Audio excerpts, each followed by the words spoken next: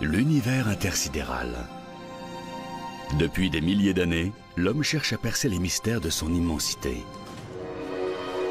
Télescopes, navettes spatiales, sondes, l'homme a tout tenté. Pourtant, l'univers nous échappe toujours. Embarquez avec nous pour un voyage à travers l'inconnu, dans les profondeurs de l'infini, toujours plus haut, toujours plus loin, en quête de réponses. Partons à la découverte du cosmos.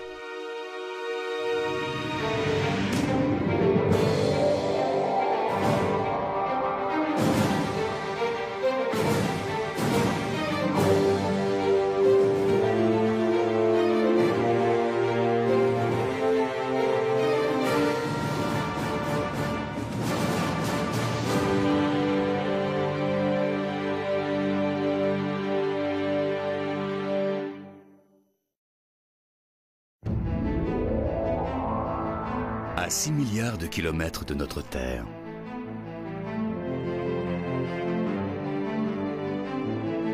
À 4 milliards 500 millions de kilomètres. Alors que nous traversons l'orbite de Pluton en route vers la Terre, une question demeure.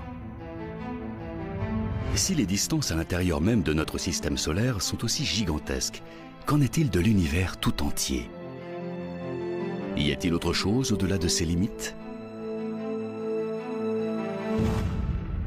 Voici Jupiter situé à plus de 800 millions de kilomètres de la Terre.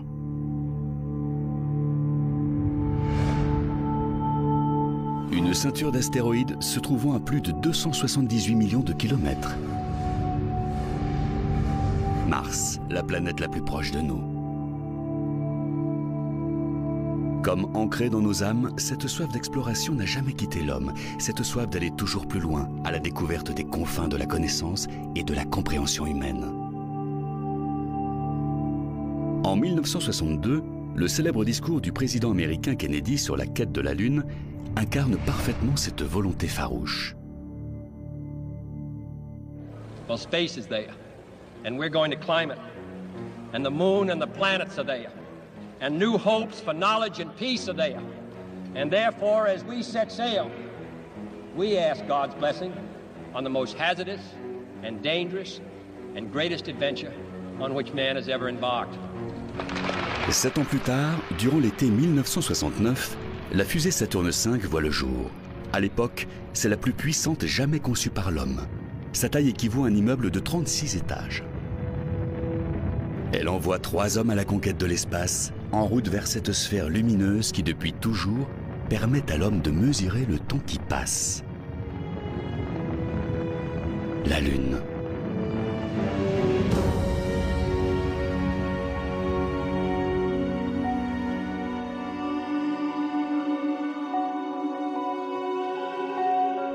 Il leur faudra 3 jours pour atteindre notre voisin le plus proche.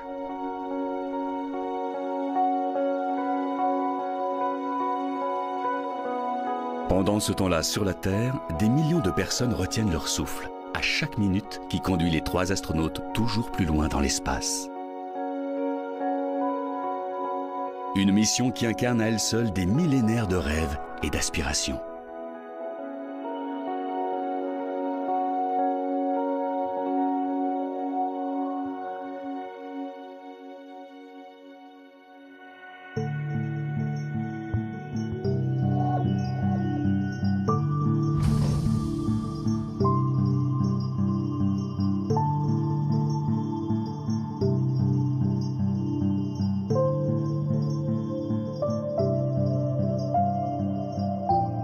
Puis vint ce moment de crainte et de joie mêlée, ce pas de géant pour l'humanité qui changea à jamais notre perception du possible, une source intarissable d'inspiration.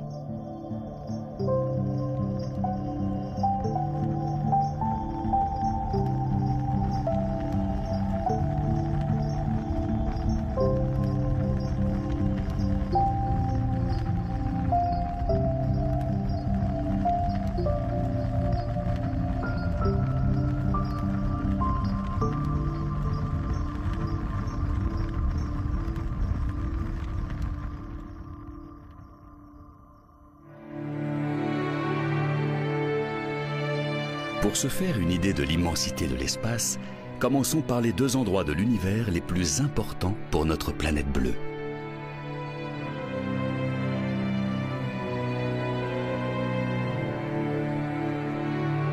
La Lune est le seul satellite naturel de la Terre et il est de taille.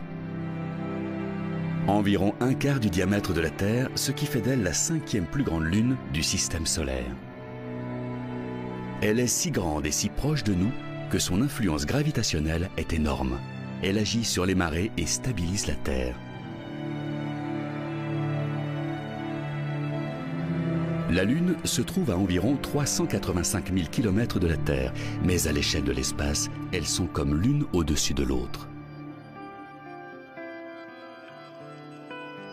Et si la Lune était une balle de tennis située juste avant la ligne des 3 points d'un terrain de basket,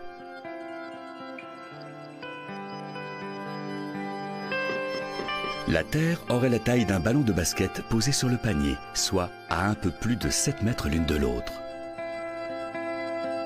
Si loin et pourtant si proche.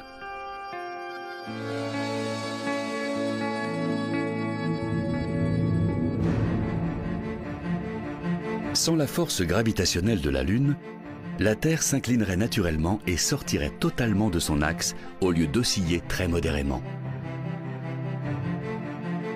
En cas de trop forte inclinaison, la lumière du Soleil ne réchaufferait plus la Terre de la même manière, et cela entraînerait une autre répartition des couches de glace entre les deux pôles et sur le reste de la planète. Notre climat à l'équilibre si fragile en serait totalement bouleversé.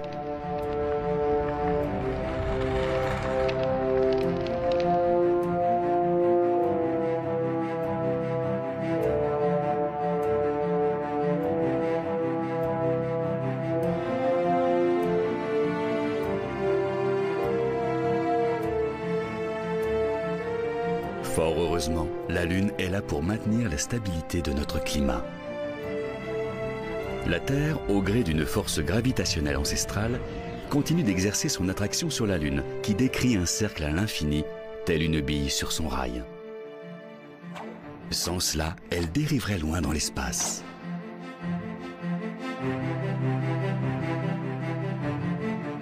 Malgré les apparences, la Lune voyage autour de la Terre à plus de 3105 km/h, soit plus vite qu'une balle de pistolet propulsée à grande vitesse.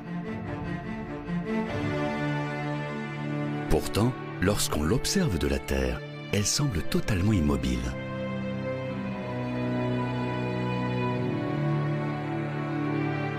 D'ici, la Lune semble baignée dans une mer de tranquillité. Ce sont même tous les objets en orbite autour de notre planète qui donnent cette impression. Mais les apparences sont parfois trompeuses. Lorsqu'on regarde les images d'archives de la Station spatiale internationale ou d'une navette spatiale en orbite à une distance de plus de 400 km de la surface de la Terre, on a du mal à se faire une idée de la vitesse réelle de ces deux engins. En réalité, ils se déplacent à plus de 20 fois la vitesse d'une balle.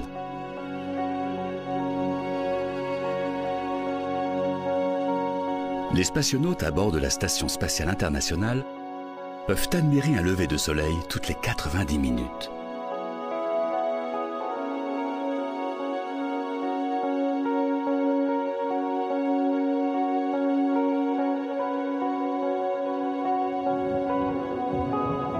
Supposons que la navette se trouve à quelques centimètres de la Terre. Que donnerait de ce nouveau point de vue une vitesse de plus de 27 000 km/h à l'œil nu?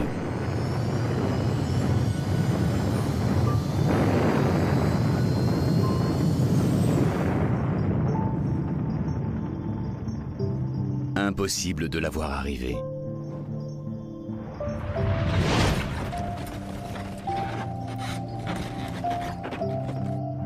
Seul le vrombissement de son passage à plus de 8 km/s se ferait entendre.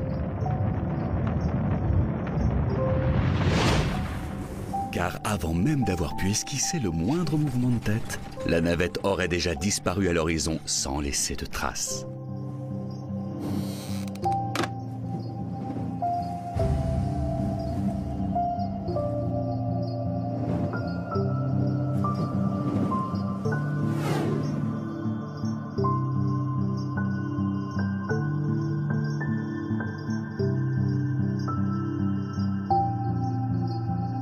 Désormais, on appréhende mieux les distances dans l'univers et on comprend mieux pourquoi il n'a fallu que 3 jours pour rendre visite à la planète la plus proche de notre Terre. Mais il est temps de poursuivre notre route plus avant dans l'espace à la découverte de ce géant de lumière situé à quelques 150 millions de kilomètres de la Terre. Le Soleil.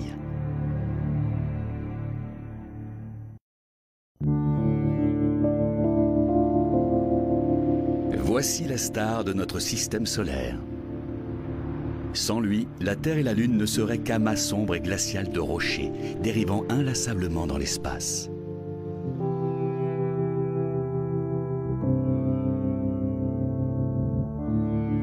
Bien avant qu'un mathématicien de la Renaissance n'affirme que le Soleil se trouve au centre de notre système solaire, l'homme connaissait déjà la valeur inestimable de cet orbe doré qui trône dans le ciel. Nul besoin d'un orrerie, un mécanisme inventé pour représenter le système moderne d'astronomie, pour comprendre que le Soleil nous apporte chaleur et lumière.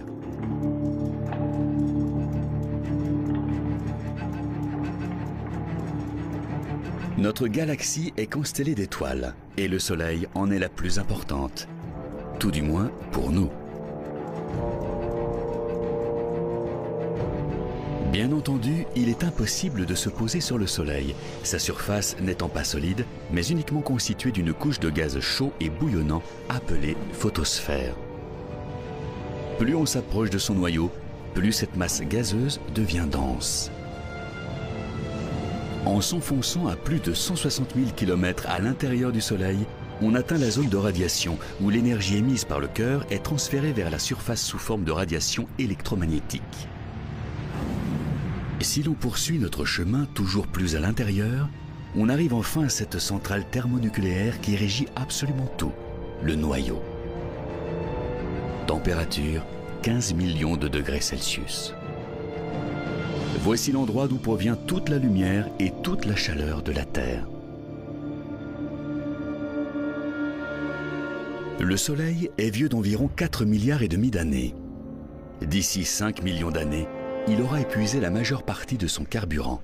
Conséquence, il se refroidira et se transformera en une gigantesque étoile rouge.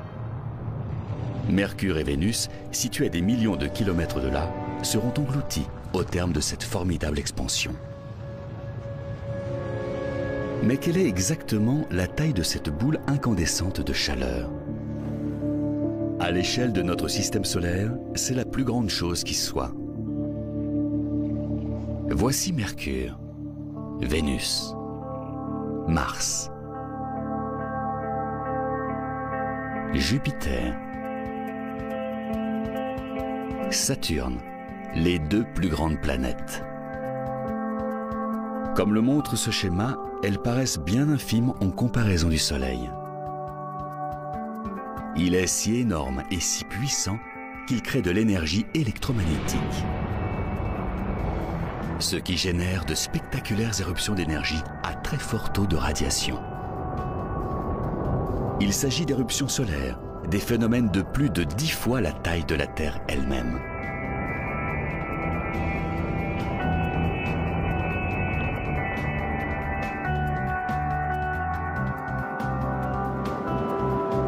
Si vous décidez de faire le tour de la Terre en avion, vous êtes sûr de vous embarquer pour un long voyage.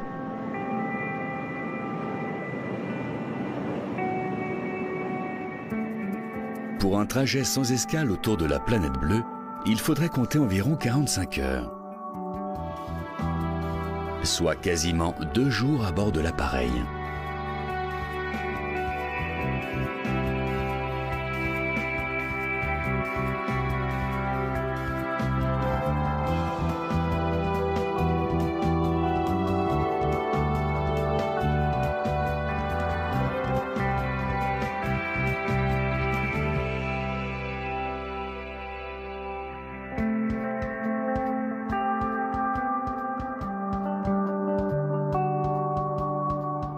Mais avec une circonférence 109 fois supérieure à celle de la Terre, un voyage autour du Soleil durerait 200 jours.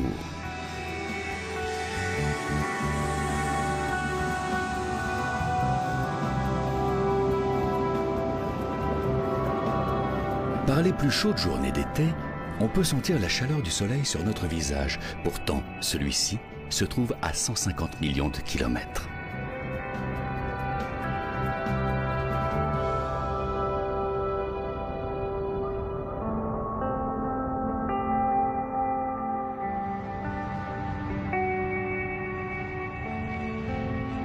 Fort heureusement, nous sommes à la distance parfaite des flammes de cette fournaise stellaire. Ni trop près, ni trop loin.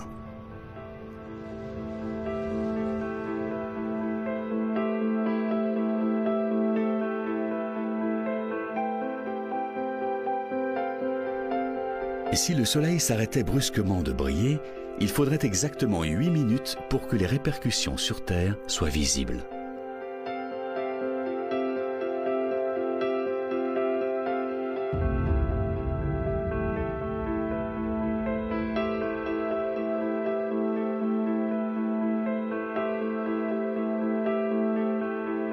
La masse colossale du Soleil exerce une telle force d'attraction gravitationnelle que les planètes sont obligées de tourner en orbite autour de lui.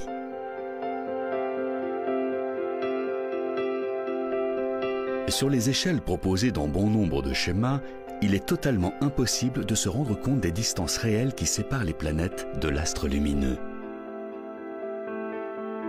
Des distances exceptionnelles.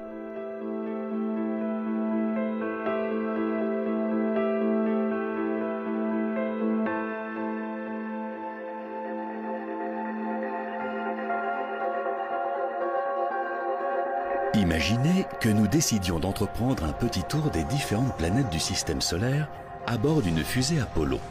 En partant du Soleil, il faudrait à peu près 60 jours pour atteindre la planète la plus proche. Maintenant, installez-vous confortablement dans vos sièges, car ce n'est que le début du voyage. Prochaine étape, Vénus, 12 jours de plus. Et ce n'est qu'au bout de 5 mois de ce voyage interstellaire que nous atteindrions la Terre. Puis encore 3 mois supplémentaires pour découvrir la planète rouge, Mars. Mais il faudra attendre 2 ans pour que Jupiter soit enfin visible.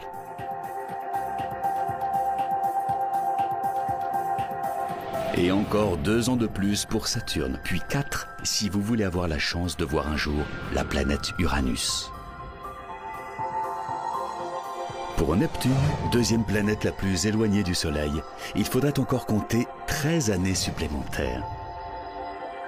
Et enfin 18 ans de plus pour atteindre notre destination finale, Pluton, situé à plus de 6,5 milliards de kilomètres du Soleil. Comme vous l'avez compris, notre système solaire est immense. Pourtant, ce n'est qu'un vulgaire grain de sable au milieu de la galaxie. Cet astre si flamboyant qui domine notre système solaire se perd littéralement parmi les milliards d'étoiles qui composent la Voie lactée. Mais alors, jusqu'où le plus rapide des vaisseaux spatiaux jamais conçus par l'homme a-t-il été capable de nous emmener ?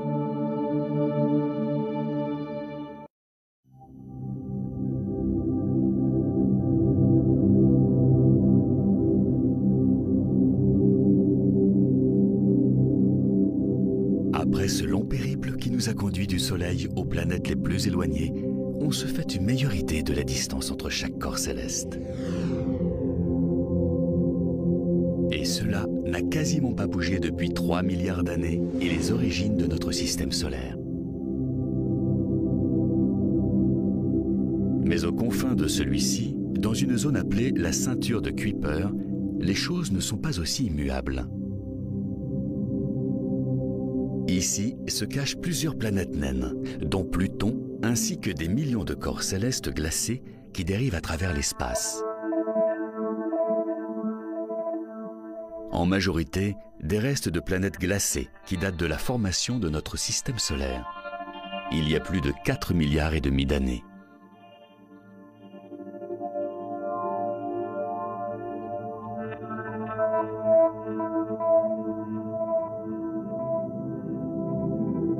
Ce sont des corps qui restent stationnaires, en orbite autour des planètes du système solaire.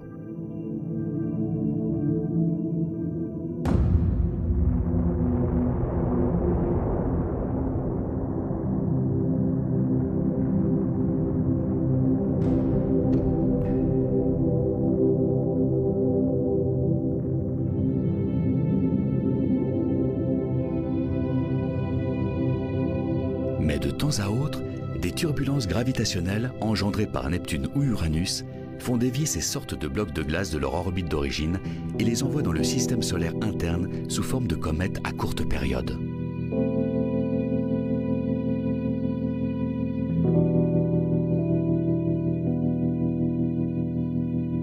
La plupart d'entre elles ne durent que quelques années, puis finissent par exploser à mesure qu'elles s'approchent de la chaleur du Soleil.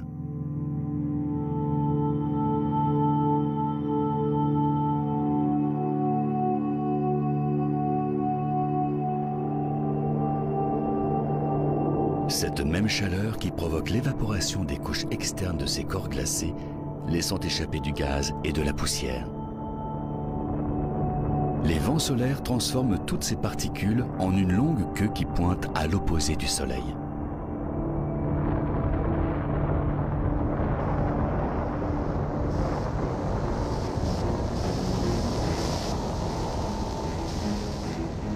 En 1977, la NASA envoie 2 sondes spatiales, Voyager 1 et 2. Elles filent à travers l'espace à une vitesse de 56 000 km/h. Soit 2 fois la vitesse d'une navette spatiale en orbite.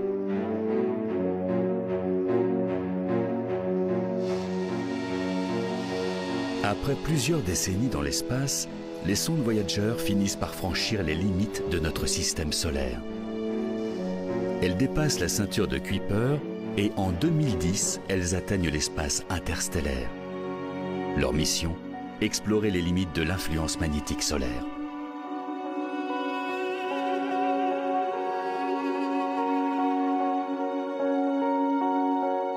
Au-delà de la ceinture de Kuiper, à la frontière du royaume du Soleil, s'étend un vaste ensemble sphérique appelé le nuage d'Oort.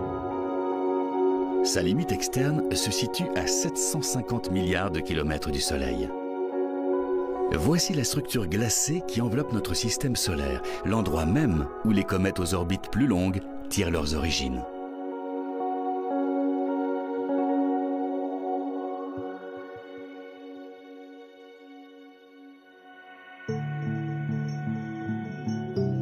La comète Hale-Bopp en est un bel exemple. Sortie du nuage d'Oort, elle navigue vers le Soleil dans un véritable éclat de lumière. En 1997, lors de son passage près de la Terre, Hale-Bopp devient visible à l'œil nu. Près de la Terre, tout est relatif, à plus de 160 millions de kilomètres. La dernière fois qu'elle s'est approchée aussi près de nous, c'était il y a 4200 ans. La Grèce antique et l'Empire romain n'avaient pas encore vu le jour.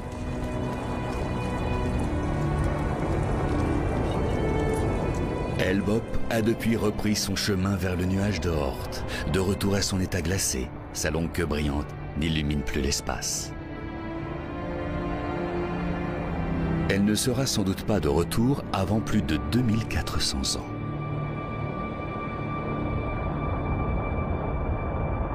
Combien de ces restes glacés de planètes, plus communément appelées comètes à longue période, flottent dans le nuage d'Oort? Pas moins d'1 milliard. Voyons les choses de la manière suivante. Il y a 3 250 000 cristaux dans un sac de sucre en poudre de 2,5 kg. Il faudrait 325 000 de ces mêmes sacs pour faire 1 billiard de cristaux de sucre. Soit environ le nombre de comètes présentes dans le nuage d'Oort.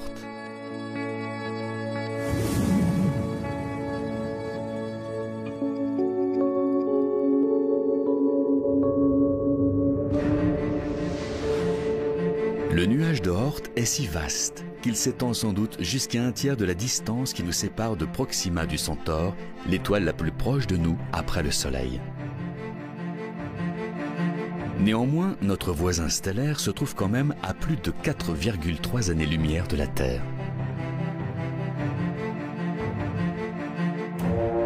Pour atteindre ne serait-ce que le début du nuage d'Oort, il faudrait que les sondes Voyager poursuivent leur chemin pendant 1500 ans.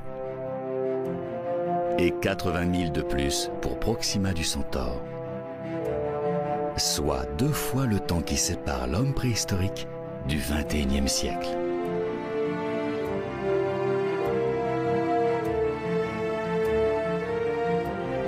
Pour atteindre le groupement d'étoiles ou astérisme le plus proche de la Terre, qui se trouve à 4,3 années-lumière de la Terre, il faudrait parcourir une distance de plus de 40 milliards de kilomètres. Pour une telle entreprise, seul un vaisseau spatial capable de transporter plusieurs générations d'explorateurs parviendrait au bout du voyage. Un vaisseau de la taille d'une ville.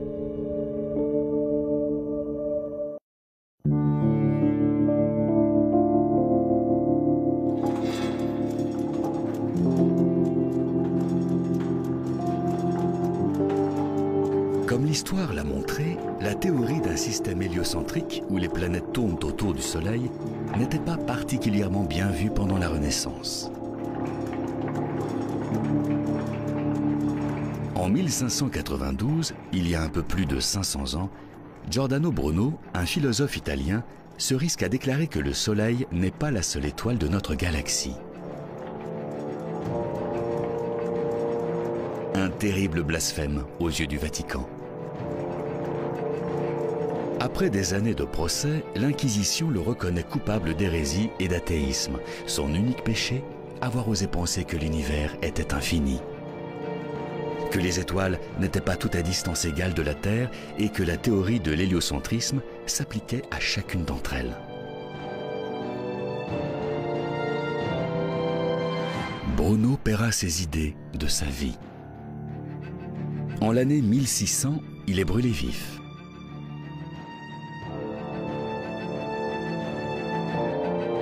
Pour avoir une idée précise des distances qui nous séparent des étoiles et des galaxies, l'homme a dû faire appel à une unité de mesure un peu différente. Une unité de mesure basée sur la vitesse de la lumière. La lumière voyage à une vitesse approximative de 300 millions de mètres par seconde.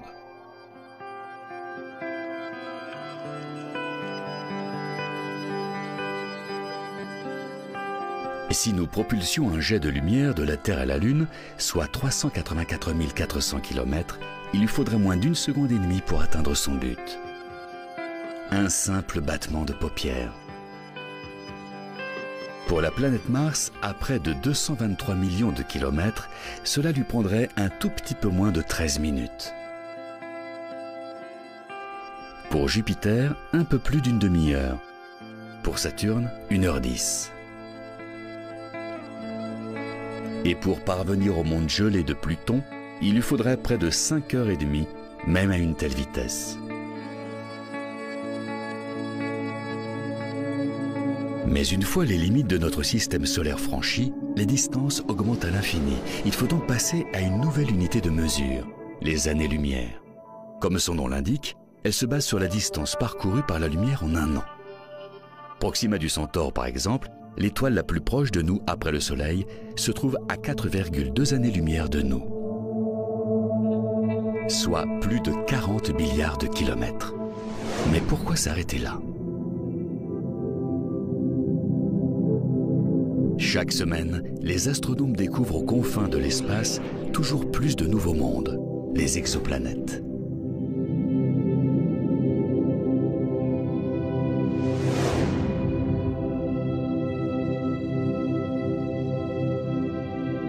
À 20 années-lumière de la Terre, dans la constellation de la Balance, se trouve une petite étoile ou naine rouge du nom de Gliese 581. Selon les scientifiques, il est possible qu'une planète du type de la Terre soit en orbite autour d'elle.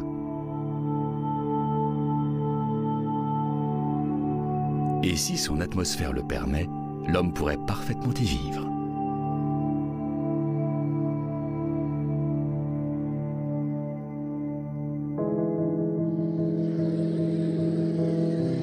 Mais comment faire pour l'atteindre?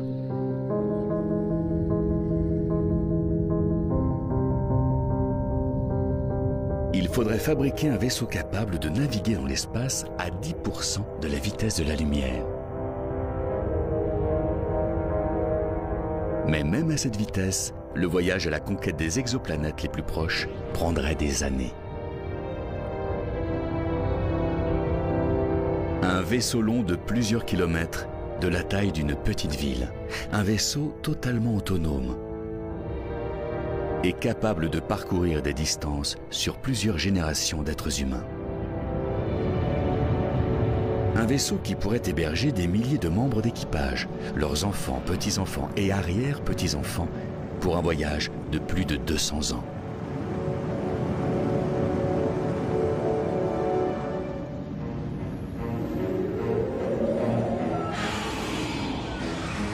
Tout comme les bâtisseurs des plus belles cathédrales du Moyen-Âge, ils seraient incapables de voir leur chef-d'œuvre achevé. Leurs arrière-petits-enfants passeraient eux aussi leur vie entière à bord du vaisseau.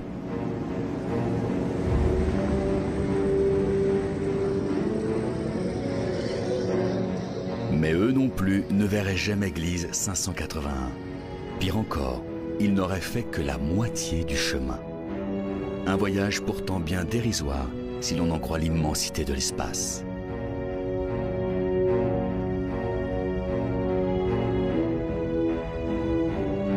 L'ensemble du système solaire s'étend sur plus de 5000 années-lumière et ce n'est qu'une infime partie de notre galaxie. Pour couvrir une telle distance, c'est un véritable périple interstellaire qui attend l'homme à bord de cette gigantesque colonie spatiale.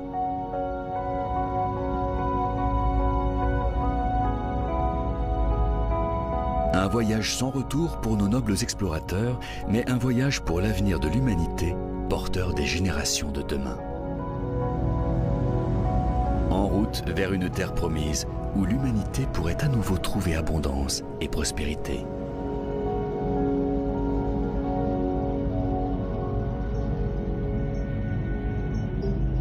Un voyage à la conquête de l'espace infini, à des vitesses difficilement imaginables pour le commun des mortels.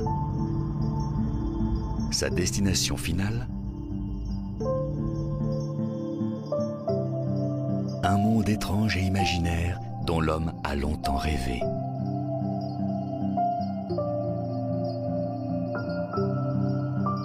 Un voyage qui semblerait une éternité et qui pourtant ne représenterait qu'une fraction de la Voie lactée.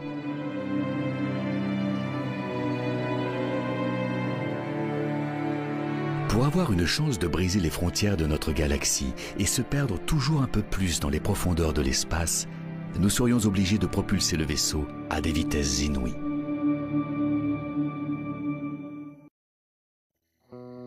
Petit à petit, nous prenons davantage conscience de l'immensité de notre galaxie, la Voie lactée.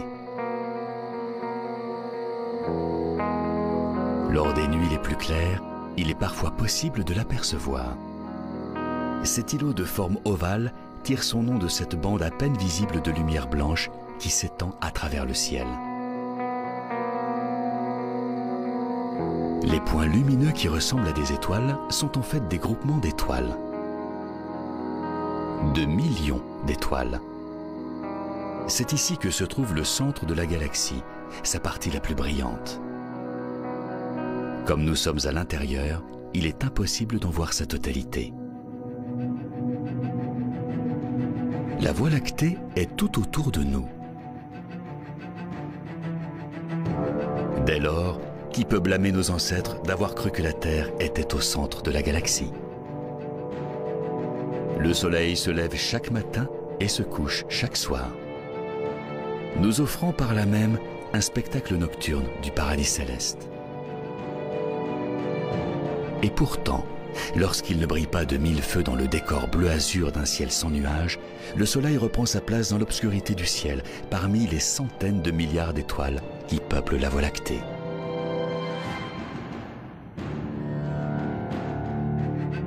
Les étoiles que l'on observe au loin sont à des milliards d'années-lumière. Une notion de lointain toute relative. Car de l'autre côté de la galaxie, c'est notre Soleil qui apparaît comme une étoile au lointain.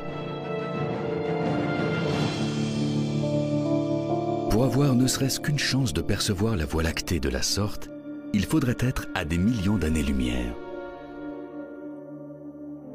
Le nombre d'étoiles, de groupements d'étoiles, les constellations, l'univers lui-même dépassent tout simplement l'entendement. Comment faire pour replacer la Terre, le Soleil ou même le système solaire dans ce gigantesque tableau? C'est tout bonnement impossible. La Voie lactée est épaisse d'1 millier d'années-lumière, son diamètre de plus de 100 000. Alors, comment se faire une idée plus terrestre d'un tel espace? Il suffit de faire la conversion. 1000 années-lumière correspondent en gros à 964 trillions de kilomètres. Est-ce plus clair pour autant? Envisageons cela d'une autre manière. Imaginons que vous ayez devant vous un crayon et une longue bande de papier, et que vous ayez le temps d'y inscrire 964 trillions de caractères. Par exemple, les 11 symboles des planètes de notre système solaire s'enchiront.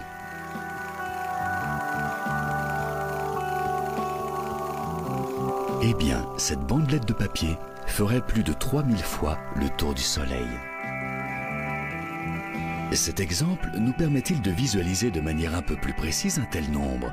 964 trillions de kilomètres? L'immensité de la Voie lactée? Rien n'est moins sûr.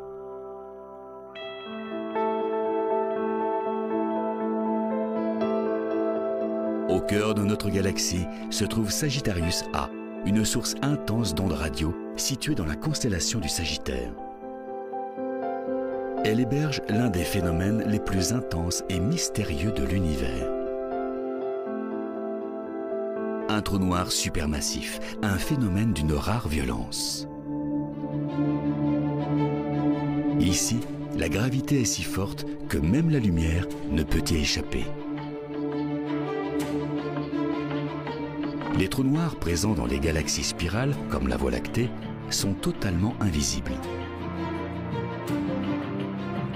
Mais les scientifiques sont capables de les déceler en observant le comportement des étoiles environnantes, invariablement attirées par ces derniers.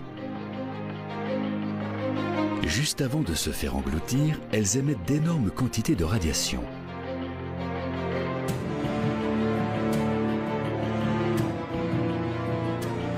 Plus de 4 millions de fois supérieure à la densité du Soleil. Le trou noir de Sagittarius A fait disparaître sans laisser de traces des amas d'étoiles entiers. Ici, le temps et l'espace tels que nous les connaissons cessent d'exister.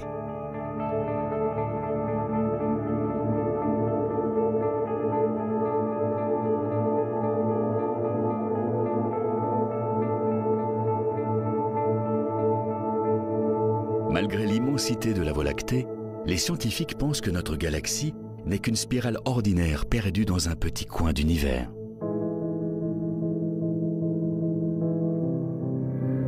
Supposons que notre vaisseau spatial intergénérationnel puisse embrasser un jour la vitesse de la lumière. Il faudrait tout de même 2 500 000 années terrestres pour atteindre Andromède, la galaxie la plus proche de nous. Même à la vitesse de la lumière, sa progression serait totalement imperceptible à l'échelle de l'espace. Seuls nos descendants pourraient atteindre cette étrange et nouvelle galaxie par le biais d'un trou de verre. Et avec un peu de chance, ils y trouveraient une planète habitable et abandonneraient leur vaisseau. Ils se mettraient à la recherche de nourriture, se fabriqueraient des abris et commenceraient à fonder des sociétés telles que nous les connaissons sur Terre. La réussite finale d'une mission planifiée sur des générations entières.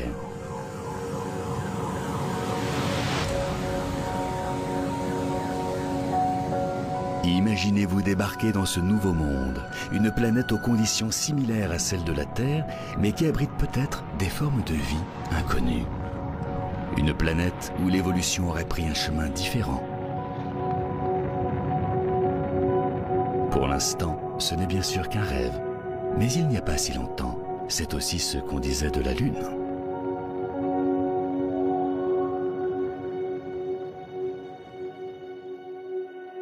Quel sort peut bien réserver l'avenir à notre espèce sur Terre? Ce voyage interstellaire à la découverte d'une nouvelle planète sera-t-il un jour nécessaire? Un voyage au-delà de nos certitudes. L'espace est immense, certes, mais que se cache-t-il au-delà de ce que nous voyons déjà, et jusqu'où? Intéressons-nous maintenant aux véritables confins de l'espace, là où aucun vaisseau ne pourra jamais aller. Mais aussi à l'époque où tout a commencé, à la formation de l'univers.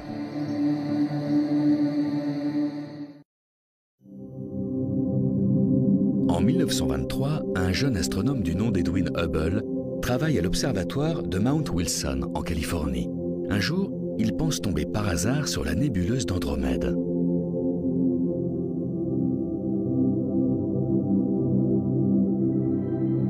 Il prend alors une série de clichés en noir et blanc qui vont très vite entrer dans l'histoire.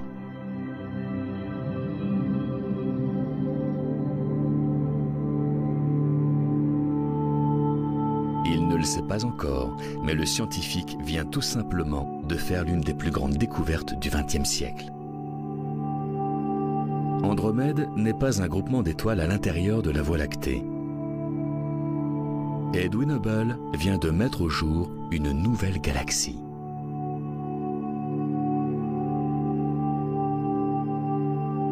Reste désormais à savoir combien d'autres se cachent au-delà de la Voie lactée.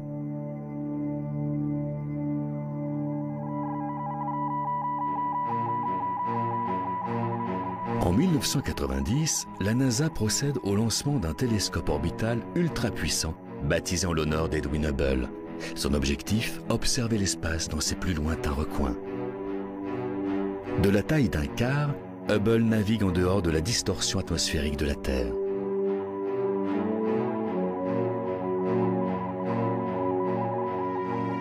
En un peu plus de 20 ans d'existence, il a déjà relevé et transmis les images plus étonnantes et instructives qu'il nous ait été donné de voir. La nébuleuse de la Lyre dans la constellation du même nom. Les gigantesques amas d'étoiles entourées de gaz rayonnants. Les restes de l'explosion d'une grosse étoile. La galaxie du tourbillon.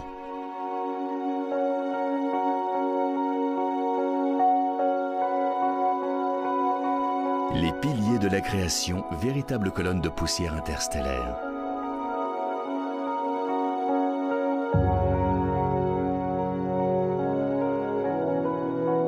Des astérismes présents dans les galaxies naines les plus proches comme les plus lointaines.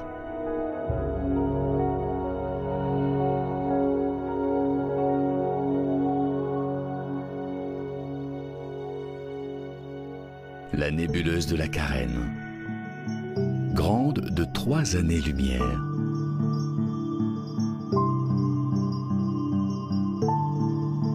Les galaxies spirales à 30 millions d'années-lumière de la Terre.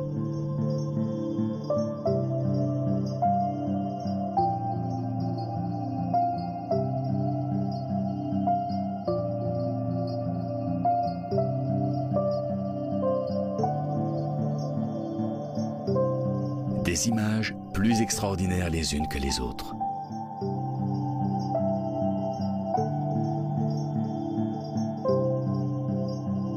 Mais il y a une image prise par Hubble sur une période de 4 mois pendant l'année 2003 qui représente une avancée capitale, au même titre que la découverte par Edwin Hubble en 1923 de la galaxie d'Andromède.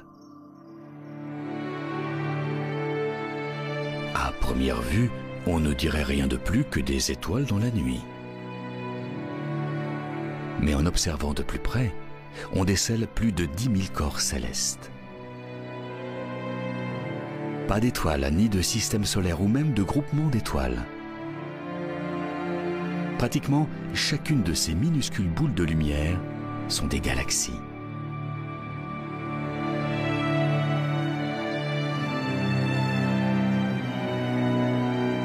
Les astronomes ont baptisé cette image Ultra Deep Field, le champ ultra profond. Le plus exceptionnel dans la découverte de ces 10 000 galaxies, c'est que l'image prise par le télescope Hubble ne compte que pour 1/124 millionième de l'ensemble du ciel.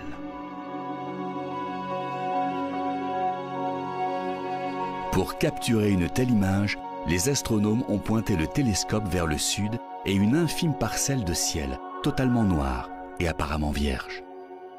Puis, ils ont attendu. ils n'avaient aucune idée de ce que leur révélerait cette pénombre.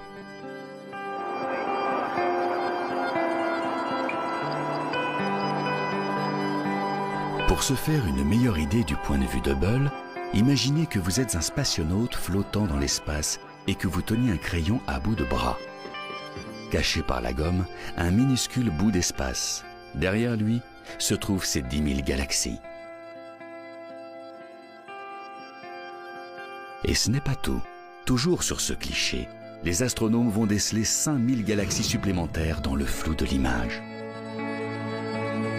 Parmi elles, certaines des plus anciennes.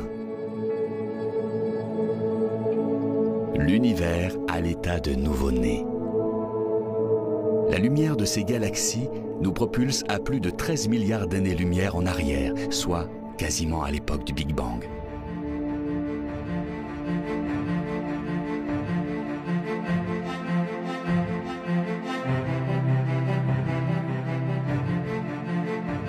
Mais combien de galaxies a-t-on pu recenser exactement? Jusqu'à la découverte d'Edwin Hubble, les astronomes penchaient pour une galaxie unique, la Voie lactée. Aujourd'hui, la NASA estime qu'il en existe des centaines de milliards, dissimulés dans les profondeurs de l'espace. Connaîtra-t-on un jour les limites de l'univers?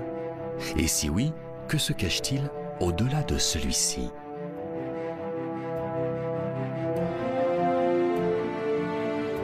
Tout le monde espère qu'un jour nous serons capables de découvrir les secrets d'un univers aussi complexe que démesuré.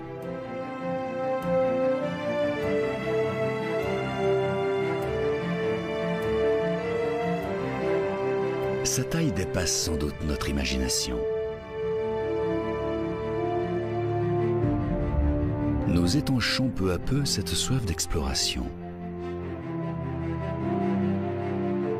Nous approchons petit à petit de l'ultime connaissance, pour un jour peut-être percer définitivement les mystères de l'univers.